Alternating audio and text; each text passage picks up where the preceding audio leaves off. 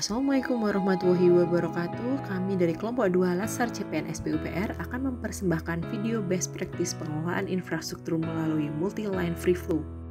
Salah satu prioritas reformasi birokrasi pemerintah Indonesia hingga 2024 yaitu mewujudkan kompetensi aparatur sipil negara berkelas dunia. Untuk mewujudkan hal tersebut, pemerintah telah mencanangkan pembangunan Smart ASN 2024. Hal ini menjadi pondasi untuk peningkatan kualitas pelayanan publik khususnya di era digital dan revolusi industri 4.0. Berbicara tentang Smart ASN dan pelayanan publik berkelas dunia, salah satu variabel yang sangat berkaitan adalah melihat indeks daya saing global dari World Economic Forum. Salah satu indikator utama Smart ASN adalah infrastruktur.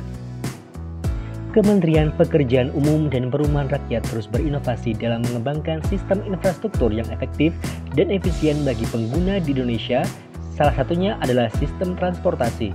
Kebutuhan penduduk Indonesia dalam berkendara baik dalam kota maupun luar kota berdampak pada meningkatnya kebutuhan infrastruktur yang harus memadai baik dari sarana dan prasarananya.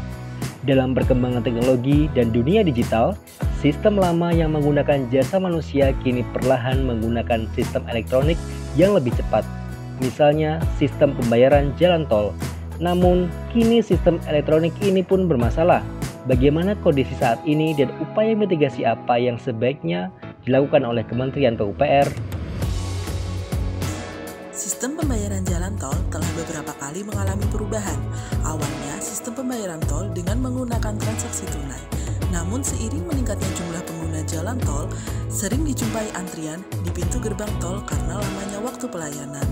Untuk itu, pada tahun 2017, Kementerian PUPR bekerjasama dengan Bank Indonesia, BUJT, serta perbankan untuk merubah sistem pembayaran menjadi non-tunai dengan tujuan mengurangi lamanya waktu pelayanan pembayaran. Selain itu, transaksi non-tunai juga membuat tata kelola menjadi lebih baik, mencegah korupsi, serta efektivitas kebijakan akan lebih tinggi. Namun kembali lagi, seiring meningkatnya jumlah pengguna tol tiap tahunnya, inovasi pembayaran tarif tol kembali dibutuhkan demi percepatan transaksi serta kelancaran dan kemudahan pengguna jalan tol. Indonesia akan memasuki era baru Toll Roads Technology 4.0 seiring akan diterapkannya sistem pembayaran tol non-tunai near sentuh berbasis multi-line free flow atau MLFF. MLFF adalah proses pembayaran tol tanpa berhenti yang berarti pengguna jalan tol tidak harus menghentikan kendaraannya di gerbang tol. Teknologi yang diterapkan pada MLFF yaitu Global Navigation Satellite System atau GNSS merupakan sistem yang memungkinkan melakukan transaksi melalui aplikasi di smartphone dan dipasang di dalam mobil, sehingga ketika kendaraan berada di gardu tol, alat itu akan terbaca melalui sistem di satelit. Teknologi MLFF sendiri sudah digunakan oleh sejumlah negara seperti Uni Eropa, Jepang, Australia, Taiwan, Singapura, serta Malaysia dalam upaya mengurangi kemacetan di jalan tol. Taiwan adalah negara pertama yang beralih dari sistem tol manual ke sistem MLFF yang dimulai pada Januari 2014. Menariknya, meskipun sistem tol sudah beralih, tarif yang dikenakan masih tetap sama dari sebelumnya. Menghubungkan kamera pintar dengan kemampuan artificial intelligence yang tinggi, penerapan MLFF di Taiwan sangat komprehensif, mulai dari perhitungan volume kendaraan, monitoring kondisi jalan, dan deteksi pelanggaran kecepatan kendaraan.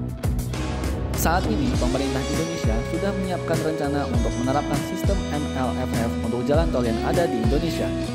Kepala BPJT, Bapak Profesor Dr. Danang Parikesit, menjelaskan bahwa rencana penerapan sistem MLFF ini tidak hanya sekedar wacana saja, karena pemerintah Indonesia telah bekerja sama dengan pemerintah Hungaria untuk proyek MLFF ini, di mana pemerintah Hungaria berinvestasi sebesar 4,5 triliun rupiah dalam bentuk kerjasama pemerintah dan usaha.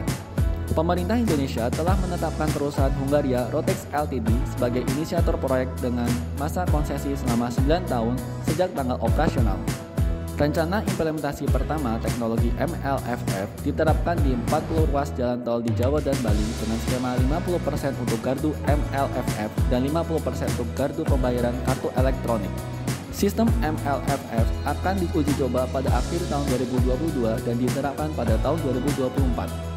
Demikian video penjelasan kami terkait dengan multi-line free flow. Terima kasih atas perhatiannya. Semoga video ini bermanfaat.